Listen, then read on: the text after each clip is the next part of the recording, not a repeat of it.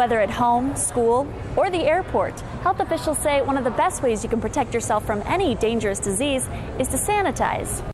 The biofeedback programs can help you be aware of your stress. They can not only measure your stress, but then the people here can teach you how to release that tension.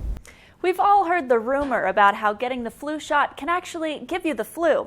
At the BYU Health Center, they're trying their best to educate students about the importance of getting vaccinated. Utah Lake is greener than ever, and it's not a good thing. An algae bloom has the Utah County Department of Health worried. And as 11 News reporter Aubrey Stuckey shows us, boaters and their families may be at risk. I saw the green algae on the shore, and it is thick. There is so much pond scum that health officials are calling it toxic. Tanner Weeks is no stranger to the water.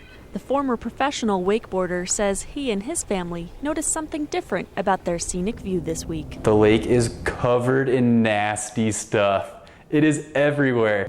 That nasty stuff is blue-green algae.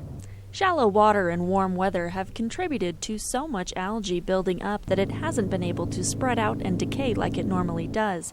Healthcare officials say the buildup is what's causing the algae to reach a toxic state. In years past, it's never been that bad.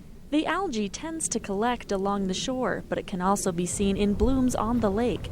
Those can be as large as acre fields. No matter where you see them, the health department says stay away. We're just advising people, don't be swimming in the green algae. Just don't mess with it. Keep your pets on a leash. Watch where they're at and just take precautions. Water quality analysts are waiting on official test results, but say they suspect it is the blue-green algae that killed a dog that played in the lake earlier this week. They say the pond scum can also pose a serious threat to humans. The general safe rule of thumb with any body of water is don't drink the water. Utah Lake is still open to boaters, but expect to see more warning signs and green shores. If you have recently been to Utah Lake and have symptoms that go beyond having the cold or flu, health officials say you should see your doctor immediately. Tricks and treats are just around the corner as Halloween is only 2 days away.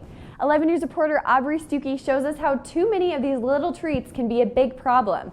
Aubrey, tell us how much candy is too much?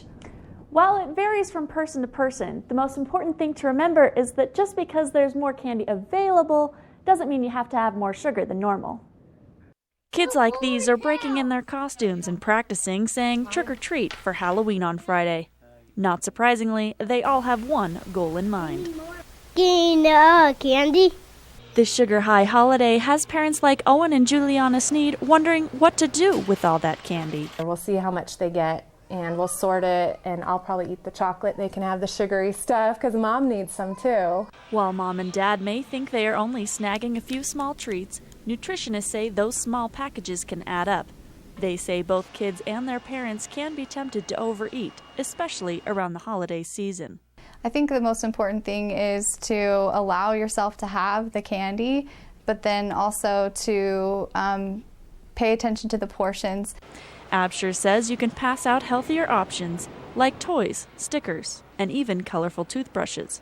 Parents can also prepare less sugary snacks that are still fun for the kids. Sometimes people just love to design different things and make monsters out of things with pretzels and cheese and vegetables and things like that.